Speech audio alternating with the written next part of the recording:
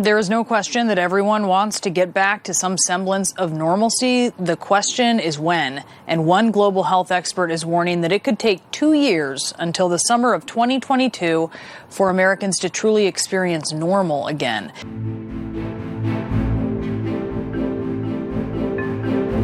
It became more clear to me that the probabilities are that the total course of the pandemic would take about 2 years. The reason is that if you look back at pandemic influenza in 1918, it was about a 2-year trajectory. In California, an about face, what had reopened now closing again. The statewide mandate includes closing all bars and indoor establishments like restaurants after more than 60,000 new cases statewide in the past week. That's the last straw, at least for one catering business that says it's closing forever. There is no light at the end of the tunnel.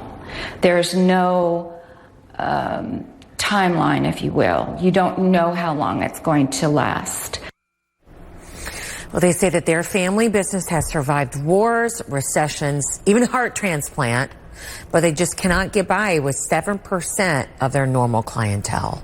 According to a survey by Main Street America, 7.5 million small businesses are at risk of closing in the next 5 months. 33 years of business, and now your store has disappeared. Your business is gone in the blink of an eye. You know, if you ever had gone through, losing a parent or anybody close to you where, you have to then go and empty out the apartment, that was exactly how I felt. Some businesses are determined to defy Governor Newsom's order.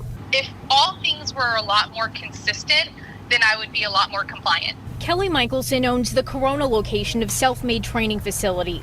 She says her gym is staying open despite the governor's new order. Lather Studio in Corona also defied the orders in the spring. Tonight, owner Kira Baranian gave us this statement. If the governor doesn't want to hold looters and rioters responsible for not social distancing and wearing masks, then I will refuse to allow him to tell me what to do with my way of making an honest living.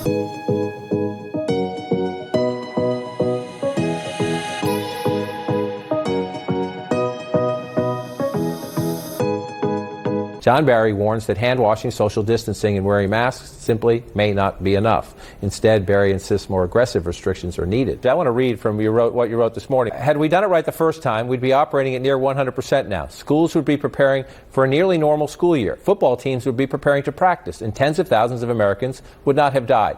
This is our second chance. We won't get a third.